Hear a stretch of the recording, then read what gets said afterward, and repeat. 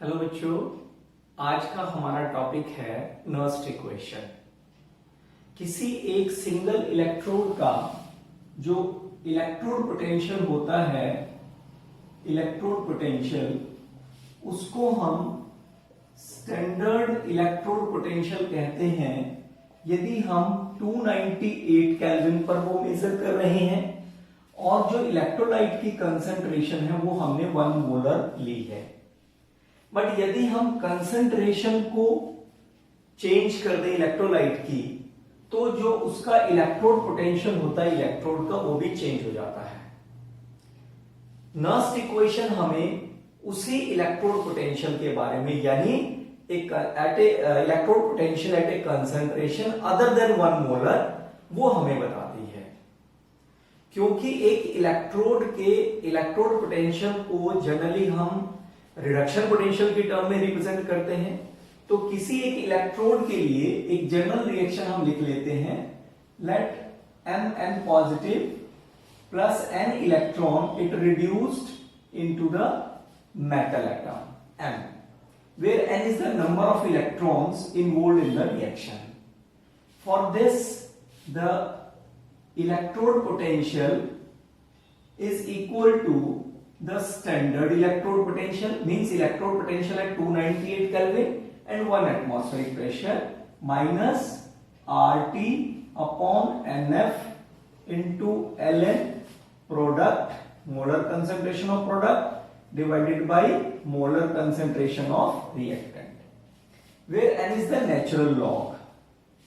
R is the, आपको पता है, R आपके पास गैस कांस्टेंट 8.314 जूल पर केल्विन पर मोल होता है। T टेम्परेचर जिस पर आप एक्सपेरिमेंट कर रहे हैं। F Faraday of electricity 96500 Coulomb's होता है। ये सभी वैल्यूज हम यहां पुट कर देते हैं, तो ये आएगा standard electrode potential minus R is 8.314, temperature is 298 upon N number of electrons involved and 96500 coulombs into Ln, जो मोलर कंसंट्रेशन होती है किसी भी सब्सटेंस की अपनी प्योर सॉलिड फॉर्म में, दैट इज टेकन एज 1, और नीचे आ गई डिनोमिनेटर में Mn पॉजिटिव। अब यहां पर ये जो नेचुरल लॉग है, इसको हम log टू द बेस 10 में कन्वर्ट कर लेते हैं by multiplying it with a constant that is 2.303। इससे हम मल्टीप्लाई कर देते हैं, तो ये वैल्यू आ जाएगी minus 2.303 into 8.314 into 298 upon n into 96500, और ये हो गया log of 1 upon Mn plus. अब जब ये सारे कांस्टेंट है, इनकी वैल्यू को हम कैलकुलेट करते हैं, ये वैल्यू मिलती है हमें 0.0591 upon n into log of 1 upon Mn plus. So ये हमें क्या देगा? Electrode potential at this concentration. ये कंसंट्रेशन किसकी है? इलेक्ट्रोलाइट की कंसंट्रेशन है। इस इलेक्ट्रोलाइट की कंसंट्रेशन पर जो इलेक्ट्रोड का इलेक्ट्रोड पोटेंशियल होगा वो स्टैंडर्ड इलेक्ट्रोड पोटेंशियल से डिफर करता है। सो नर्स्ट इक्वेशन हमें क्या देती है? इलेक्ट्रोड पोटेंशियल देती है एट द गिवन कंसंट्रेशन। अब हम देखेंगे, ये हमने एक सिंगल इलेक्ट्रोड का निकाला है। अब हम क्या करेंगे? एक पूरे सेल का कैलकुलेट करेंगे, that is called as the EMF of the cell. वहां पर इलेक्ट्रोड पोटेंशियल नहीं कहते, उसको ईएमएफ ऑफ द सेल या cell potential of the cell कहते हैं। Next equation for EMF of a cell, एक डेनियल सेल हम ले लेते हैं। सपोज जो हमने अभी तक पढ़ा है zinc copper sulphate cell. Zinc copper sulphate cell में यदि हम इसका सेल रिप्रेजेंट करें तो क्या होगा? Zinc changes into zinc ion and copper ion changes into copper metal।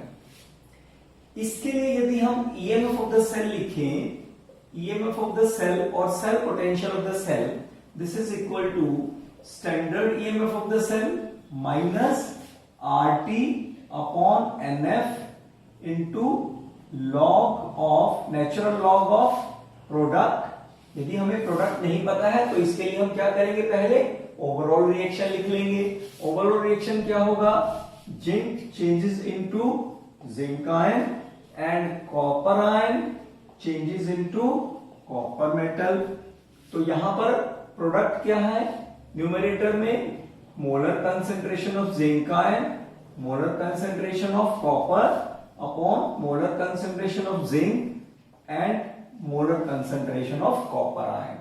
हमें पता है कि इनकी molar concentration pure solid form में है 1 होती है, तो फिर इसको रीअरेंज कर देते हैं थोड़ा और इसको log टू द बेस 10 में कन्वर्ट करने के लिए हम 2.303 से मल्टीप्लाई करेंगे NF into log of zinc ion upon copper ion.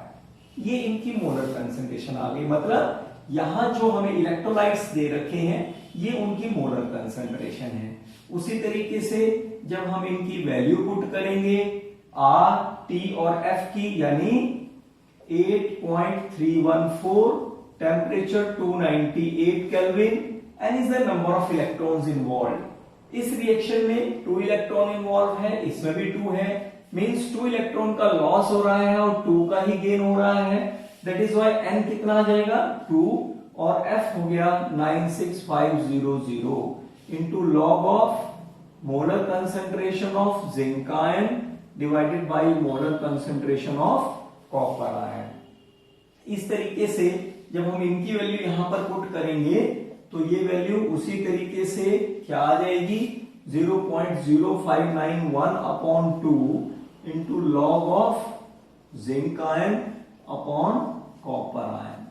तो ये हो गई Nernst equation for EMF of a cell. ये हमें क्या दे रहा है, cell potential of the cell या ईएमएफ ऑफ द सेल दे रहा है at a given concentration of the electrolyte. यदि इनकी कंसंट्रेशन 1 मोलर से डिफरेंट है तब यहां पर ये standard EMF of the cell है और ये हमें कंसंट्रेशन दी हुई है इलेक्ट्रोलाइट की। लेकिन क्वेश्चन ये उठता है कि ये जो नर्स्ट इक्वेशन है ये कैसे बनी है। डैनियल सेल के लिए ये नर्स्ट इक्वेशन बनी क्या है ये देखते हैं, फिर वही डैनियल सेल ले लेते हैं, जिंक कॉपर सल्फेट सेल। दोनों हाफ सेल के लिए रिडक्शन रिएक्शन लिख लेते हैं। इसके लिए रिडक्शन रिएक्शन हो गई इस तरीके से और कॉपर हाफ सेल के लिए रिडक्शन रिएक्शन हो गई ये। दोनों का अलग अलग इलेक्ट्रोड पोटेंशियल लिखते हैं। Electrode potential of the zinc electrode is equal to standard electrode potential of the zinc electrode minus RT upon NF into natural log of molar concentration of zinc divided by molar concentration of zinc ion। तो हम direct लिख लेते हैं molar concentration of zinc ion. इसको और थोड़ा solve करते हैं। It is equal to standard reduction potential of the zinc electrode minus 2.303 RT upon NF into log of 1 upon molar concentration of zinc ion। ये हो गया electrode potential of zinc electrode. अब copper का देखते हैं। Electrode potential of copper electrode is equal to standard electrode potential of the copper electrode minus RT upon NF into log of 1 upon copper ion. इसको फिर solve करते हैं।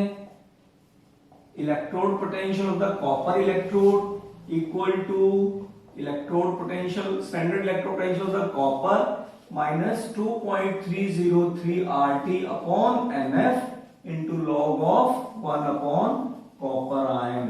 ये suppose equation number 1 है और ये इक्वेशन नंबर 2 है। हमें पता है कि ईएमएफ ऑफ द सेल जो होता है, cell potential of the cell, that is electrode potential of the right half cell minus electrode potential of the left half cell. अब राइट हाफ सेल कौन सा है हमारा, राइट हाफ सेल कौन सा है, कॉपर इलेक्ट्रोड है, तो कॉपर का इलेक्ट्रोड पोटेंशियल कितना है, minus electrode potential of the zinc electrode. इन दोनों की वैल्यूज को हम यहां पुट कर देते हैं। So this comes out to be standard electrode potential of the copper electrode minus 2.303 RT upon NF into log of 1 upon copper ion minus zinc ion का इलेक्ट्रोड पोटेंशियल, जिंक इलेक्ट्रोड का standard electrode potential of the zinc electrode minus 2.303 RT upon NF into log of 1 upon copper ion. इसको common ले लेते हैं, इधर separate कर लेते हैं। Copper ion standard electrode potential minus standard electrode potential of the zinc electrode minus इन दोनों वैल्यूज में से 2.303 RT अपॉन NF कॉमन ले लेते हैं। ये कॉमन आ गया तो यहां पर क्या रह गया, log of 1 upon copper ion molar concentration, and यहां क्या आ जाएगा, minus 1 upon log of 1 upon molar concentration of the, ये जिंक है तो यहां पर ये जिंक आएगा, हमने गलती से कॉपर लिखा है, और यहां पर फिर क्या आ जाएगा, जिंक आयन आ जाएगा।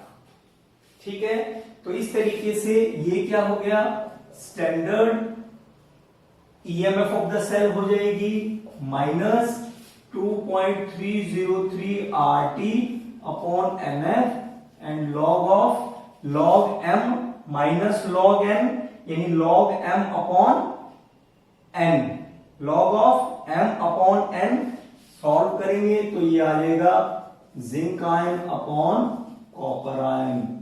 फर्दर इसको और सॉल्व करें यदि हम, so this comes out to be standard EMF of the cell minus इनकी वैल्यू जब हम पुट करेंगे यहां पर, this comes out to be 0.0591 upon n into log of molar concentration of the zinc ion divided by molar concentration of the copper ion।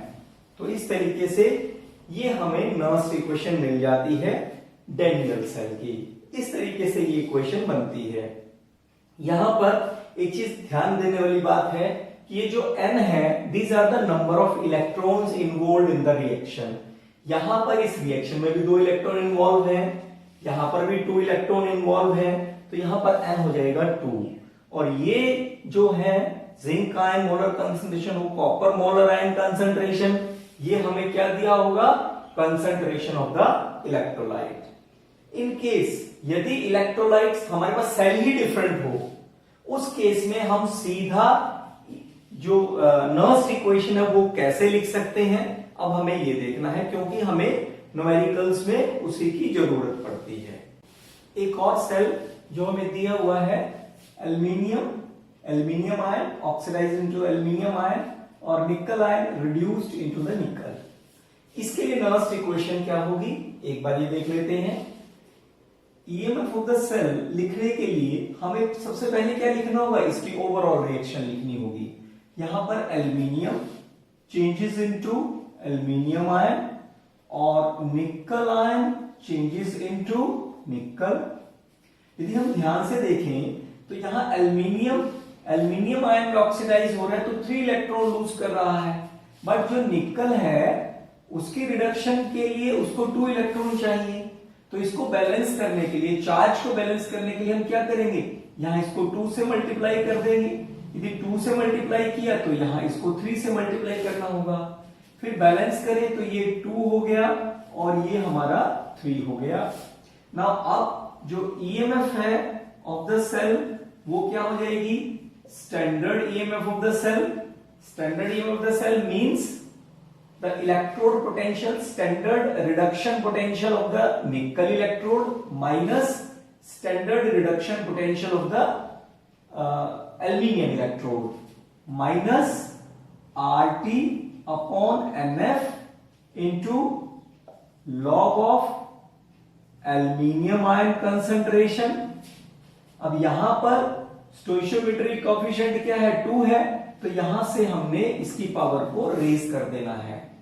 अब क्योंकि ये solid state में है तो लिखने की जरूरत नहीं, 1 हो जाएगा, डिवाइडेड बाय रिएक्टेंट क्या है, निकल आयन।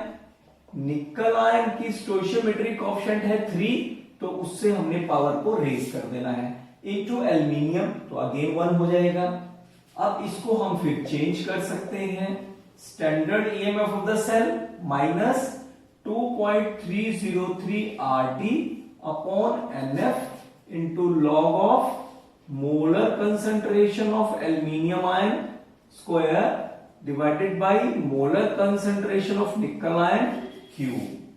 तो ये वैल्यू जब हम पुट करेंगे, standard EMF of the cell minus 2.303 RT and F, इसकी वैल्यू जब हम पुट करेंगे, ये वैल्यू हमें पता है, ये आती है 0.0591 upon N into log of aluminium ion molar concentration का स्क्वायर अपॉन निकल आयन मोलर कंसंट्रेशन का Q।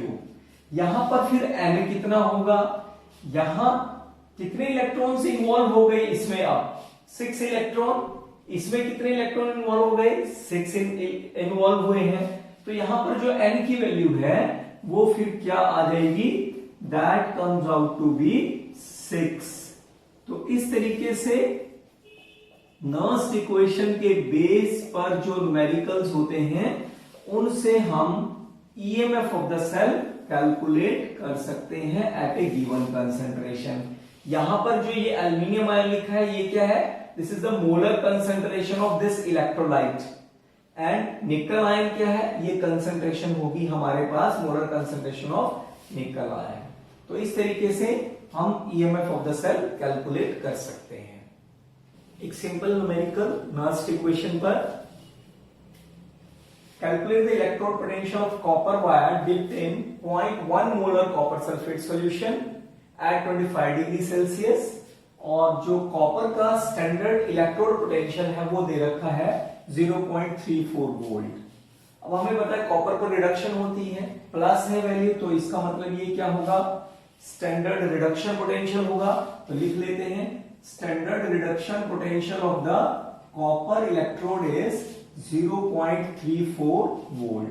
अब रिडक्शन के लिए, कॉपर के रिडक्शन के लिए रिएक्शन क्या होगी, copper ion changes into copper metal, और इसके लिए इलेक्ट्रोड पोटेंशियल क्या होगा, standard electrode potential, standard electrode potential of the copper electrode minus 0.0591 upon N into log of molar concentration of copper, that is 1 divided by molar concentration of copper ion। तो ये हमें दे रखा है 0.34 volt minus 0.0591 upon 2, क्योंकि यहां electrons involve है 2 into log of 1 upon molar concentration of copper ion कितनी दे रखी है स्टूडेंट, 0.1। तो इसको हम सॉल्व करेंगे, माइनस इसको डिवाइड करेंगे तो ये आ गया 219, ठीक है, लगभग इतना वैल्यू आ जाएगी, इंटू लॉग ऑफ, ये आ जाएगा लॉग 10 आ जाएगा। लॉग 10 क्या होता है, 1 होता है, लॉग 10 1 है, तो ये हो गई वैल्यू 0.0295। तो इसको हम सब्ट्रैक्ट कर देंगे फिर, तो ये वैल्यू आ जाएगी हमारे पास 5, 0, 1 एंड 3.0, इतने वोल्ट हमारे पास इसकी वैल्यू आ जाएगी। इसमें हमें जिंक सल्फेट इलेक्ट्रोलाइट जिसकी कंसंट्रेशन दी हुई है 0.1 मोलर, लेकिन ये कहा गया है कि salt is 95% dissociated at this dilution, मतलब इतनी कंसंट्रेशन तो हमने ली थी लेकिन उसका केवल 95% डिसोशिएट हुआ है, और इलेक्ट्रोड पोटेंशियल हमने इसका मेजर करना है, स्टैंडर्ड इलेक्ट्रोड पोटेंशियल हमें दिया हुआ है। ये हमें पहले तो ये देखना होगा कि स्टैंडर्ड इलेक्ट्रोड पोटेंशियल हमें रिडक्शन पोटेंशियल दिया हुआ है जो हमें चाहिए, तो इसलिए पहले इसकी रिडक्शन इक्वेशन लिख लेते हैं। ये हो गया, तो EMF electrode potential of the zinc electrode that comes out to be standard electrode potential minus 0.0591 upon n। n कितना है यहाँ पर 2 है, into log of 1 upon molar concentration of zinc ion। अब जिंक आयन की कंसंट्रेशन आप direct कोई भी ये यूज नहीं कर सकते, क्यों? क्योंकि उसमें से केवल 95% डिसोसिएटेड हुआ है, तो इसलिए जिंक आयन की मोलर कंसंट्रेशन फिर कितनी हो जाएगी 0.1 मोलर का 95%। ये तो ये कितना हो जाएगा 0.95 अपॉन 100, और जब इसको हम सॉल्व करेंगे तो ये आ जाएगा हमारे पास 0.095 मोलर। ये कंसंट्रेशन आ गई हमारे पास जिंक आयन की। तो अब इस कंसंट्रेशन को हम यूज करेंगे सॉल्व करने के लिए। फिर इसको चेक कर सकते हैं, यहां पर आप दूसरे तरीके से भी कर सकते हैं। सपोज ये 1.1 हो गया तो 1/10 इंटू 95 अपॉन 100, तो 95 अपॉन 1000, तो ये हो गया आपके पास 0.095 मोलर। किसी भी तरीके से आप यहां तक पहुंच सकते हैं। तो अब वैल्यू पुट करेंगे हम। जिंक आयन का स्टैंडर्ड रिडक्शन पोटेंशियल हमें दिया है जिंक का -0.76 minus 0.0591 upon 2 into log of zinc ion की कंसंट्रेशन अब कौन सी लेंगे हम 0.095, ये कंसंट्रेशन लेंगे तो ये वैल्यू हो जाएगी -0.76 माइनस 0.029 और ये हो गया 1155 like this into log of 95 upon 1000, तो ये हो गया 1000 अपॉन 95। इसको सॉल्व करने के लिए -0.02955 इंटू लॉग, ये क्या कर सकते हैं log m upon n, log m minus log n, ये वैल्यू यूज करेंगे हम। -0.76 माइनस 0.02955 और log 1000 कितना हो गया, log 10 1 होता है, 100 2 होता है और 1000 कितना हो जाएगा, इसमें से 1 डिजिट कम कर दीजिए 3.0 मींस log 3 ये वैल्यू 3 आ जाएगी। और 95 को हम कैसे चेक करेंगे, 95 की टेबल में 1 वाले कॉलम में देखेंगे और ये जो वैल्यू आती है दिस इज 1.977। उसके बाद जब हम ये सब्ट्रैक्ट करेंगे और उसके बाद यहां पर मल्टीप्लाई करते हैं तो ये वैल्यू आती है 0.03021 और इसको फिर आप ऐड कर दीजिए, ये कितना हो जाएगा -0.79021 वोल्ट। ये आपका आंसर आ जाएगा। क्वेश्चन है write Nernst equation and calculate the EMF of this cell. Cell दिया हुआ है और इसमें मैग्नीशियम इलेक्ट्रोड का स्टैंडर्ड रिडक्शन पोटेंशियल दिया हुआ है और कॉपर इलेक्ट्रोड का स्टैंडर्ड रिडक्शन पोटेंशियल दिया हुआ है। तो सबसे पहले हम इसके लिए ओवरऑल रिएक्शन लिखेंगे। ओवरऑल रिएक्शन क्या हो जाएगी, magnesium changes into magnesium ion and copper ion changes into copper metal. तो यहां से ईएमएफ ऑफ द सेल क्या हो जाएगा, standard EMF of the cell minus 0.0591 upon, इसमें भी 2 इलेक्ट्रॉन्स इन्वॉल्व है, इसमें भी, तो n की जगह आ जाएगा 2 इंटू लॉग ऑफ, ऊपर क्या आ जाएगा product divided by reactant. Product में क्या है magnesium ion divided by copper ion. वैसे भी यहां पर एक चीज ध्यान देने वाली है कि जो ऑक्सीडाइज प्रोडक्ट होता है वो हमेशा न्यूमरेटर में होता है और जो जिस आयन की रिडक्शन होती है वो हमेशा डिनोमिनेटर में होता है। तो ये standard EMF of the cell हम कैसे निकालें, हमें पता है standard electrode potential of the right half cell. Right half cell कौन सा है, कॉपर का। So standard reduction potential of the copper minus standard reduction potential of the left half cell, that is magnesium, minus 0.059 upon 2 into log of magnesium ion. Magnesium ion की concentration कितनी है 0.001 और copper ion की concentration है 0.0001, यानी ये हो गया 10 टू द पावर -3 और ये हो गया 10 टू द पावर -4। तो ये वैल्यू हमें दे रखी है रिडक्शन की टर्म में, that is plus 0.34 minus magnesium की दे रखी है -2.37 माइनस ये डिवाइड करेंगे तो कितना आ जाएगा 0.02955 इंटू लॉग ऑफ, इसको सॉल्व करेंगे, देख लीजिए log of 10 to the power -3 10 to the power -4, तो ये क्या हो जाएगा 10 टू पावर 4 ऊपर गया इंटू 10 टू पावर +4 यानी लॉग ऑफ 10, और लॉग 10 क्या होता है 1 होता है।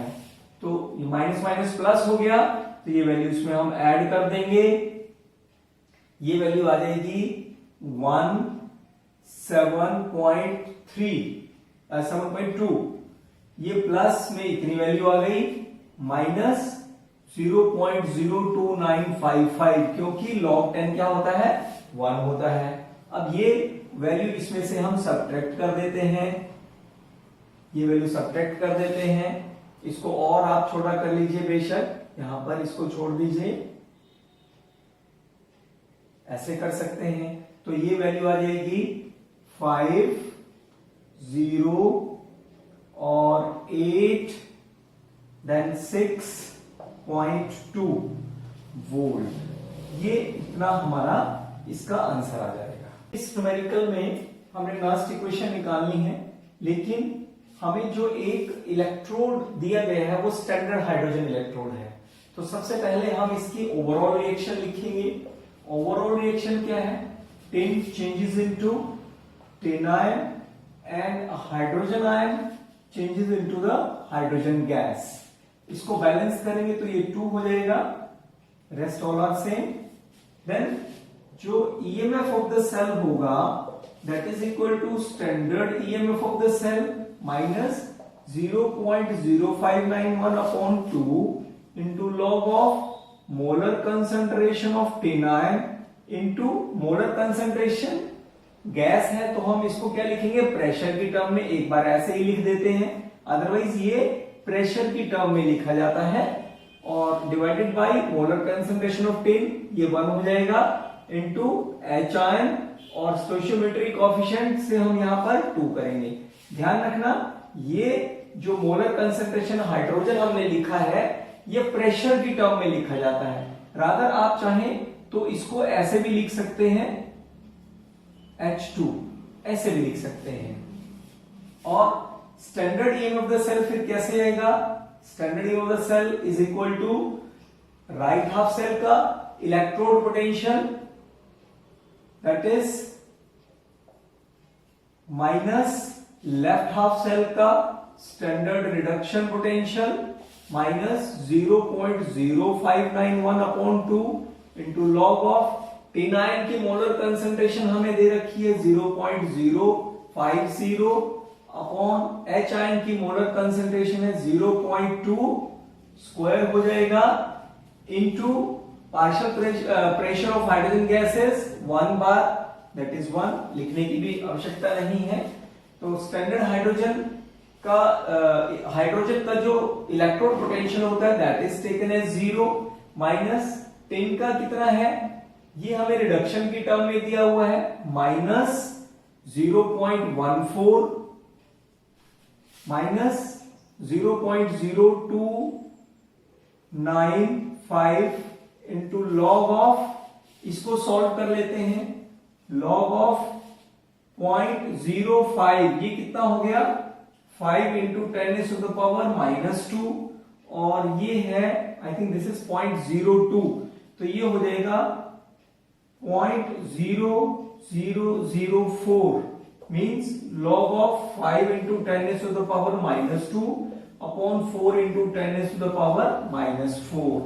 तो ये आ जाएगा log ऑफ 5 अपॉन 4 इंटू 100 यानी log ऑफ 125। तो इसको हम सॉल्व करके लिख लेते हैं, दिस इज 125। तो ये हो गई वैल्यू प्लस में 0.14 माइनस 0.0295 इंटू लॉग 12 की लाइन में हम 12 को देखेंगे 5 की लाइन में और वो वैल्यू यहां पुट करेंगे, इसको मल्टीप्लाई करके और आंसर निकालेंगे और ये आंसर आता है हमारा 0.078 वोल्ट। इसके आसपास ये आंसर आता है। तो ये थे कुछ नर्स्ट इक्वेशन पर बेस्ड न्यूमेरिकल्स। इससे रिलेटेड कुछ न्यूमेरिकल्स आप घर पे जरूर प्रैक्टिस करें। Thank you.